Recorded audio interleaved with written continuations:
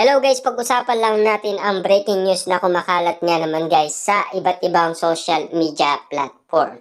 Catherine, nagalit sa ginawa ni Alden Richard. Wow, grabe guys, no? Nagalit daw si Catherine Bernardo sa ginawa ni Alden Richard. Noon meron silang Christmas party dahil sa pulang araw na kanilang teleserye. Grabe nga naman guys mag-isip ang mga delulubers, pero si Alden Richard ay hindi nagalit dahil nakasama ni Catherine Bernardo sa Halloween party si Dominic Roque. Grabe yan guys, no? Yung bali-balita, 'di ba? Kita nyo naman guys, no? Paano magagalit si Catherine Bernardo kung naiintindihan niya na si Alden Richard at Sanya Lopez ay magkatrabaho lang. Trabaho lang guys ang ginagawa nila, hindi para lokohin umano si Catherine Bernardo. Kita nyo naman guys, no? Kahit si Catherine Bernardo ay kaibigan niya umano si Dominic Roque, pero hindi nagalit si Alden Richard, 'di ba? Grabe yung mga delulubers kung ano-ano ang mga sinasabi nila sa social media. Na kung ano-ano daw, nagalit daw si Catherine Bernardo dahil sa ginawa daw ni Alden Richard, dahil nakita lang na nagpa-picture umano ang dalawa. Dahil si Catherine Bernardo at Dominic ginagawa din nila yon at pinopost pa nga eh. 'Di ba? Grabe yung inala talaga guys ng mga delulubers, 'di ba? Grabe talaga kung ano-ano na ang mga nagsisilabasan ngayon patungkol umano na nagalit daw itong si Catherine Bernardo kay Alden Richard. Magagawa ba guys ni Catherine Bernardo na alam naman natin ang ugali ni Catherine Bernardo? At alam din natin ang ugali ni Alden Richard. Kung ganyan ang gagawin nila sa isa't isa, bakit pa sila nagliligawan sa isa't isa? Kasi may trabaho lang sila.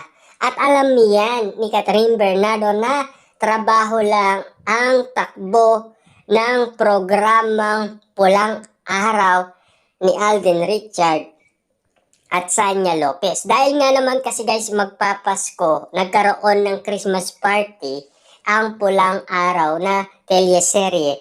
Ngayon pinag-isipan na ng masama ng mga tao ang patungkol umano sa Christmas party ni Alden Richard at Sanya Lopez na kinagalit daw ni Catherine Bernardo. Nakakagulat at nakakabigla guys ang mga kumakalat ngayon sa social media na talagang magbibigay at magbibigay ka ng reaction talaga dahil hindi nila maintindihan umano ang mga bagay-bagay dahil sa mga sinasabi lang nila at ginagawa lang nila.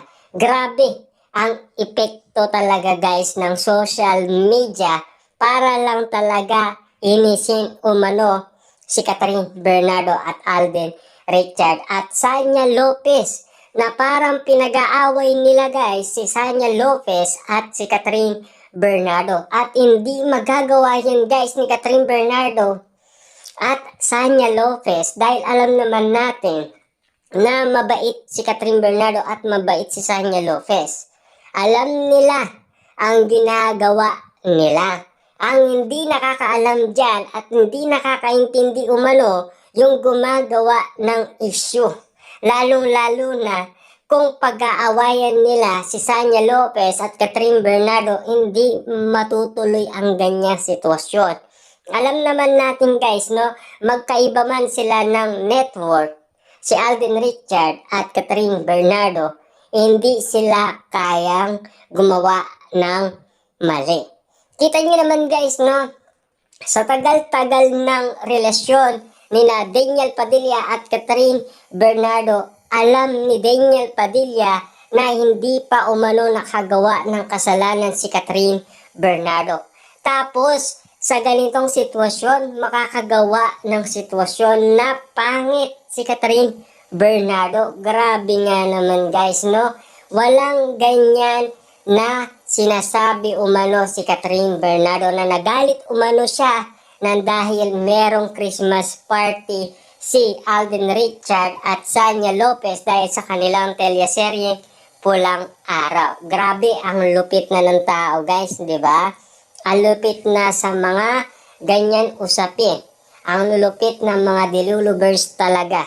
Hindi talaga nila nilulubayan umano ang mga ganitong sitwasyon na mga issue at intriga na patuloy na pinag-uusapan at pinagkakaguluhan at pinagpipestaan ng mga tao. Grabe! Kahit na ganitong mga issue guys ay pinagkakaguluhan na animo may katotohanan. Walang katotohanan ang mga ganitong issue na sana ay pinagalitan ni Catherine Bernardo. At syempre, pagagalitan din si Alden Richard, di ba? Ng pamilyang Bernardo. Kita nyo naman guys ang nangyari kay Daniel Padilla. Hindi makalapit umano kay Catherine Bernardo kung wala si Mami Min Bernardo at wala si Daddy Teddy Bernardo. Kasi nagagalit sila dahil sa mga pagkakamaling ginagawa niya. Lalo-lalo na kung maraming beses na. Pero si Alden Richard guys, hindi kayang gawin yan at hindi kayang magbastos yan or magloko. Kilalang kilala namin si Alden Richard. Yung hindi nakakakilala sa kanya at lalong-lalo na kay Catherine Bernardo, hindi nila magagawa yan. Grabe na guys, no?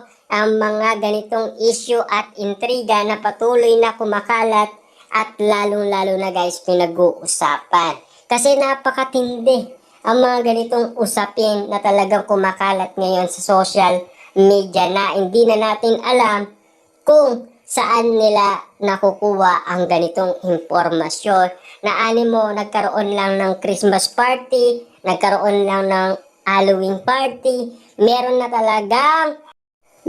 na kaagad mga issue at intrigang lumalabas sa iba't ibang social media. Grabe na guys ang mga dilulubers talaga. Hindi maawat-awat ang ganitong issue at intriga patungkol umano kay Alden Richard at Catherine Bernardo. Parami ng parami ang mga haters ni na Alden Richard at Catherine Bernardo. Pero hindi naman sila magpapatinag at hindi naman sila magpapatalo.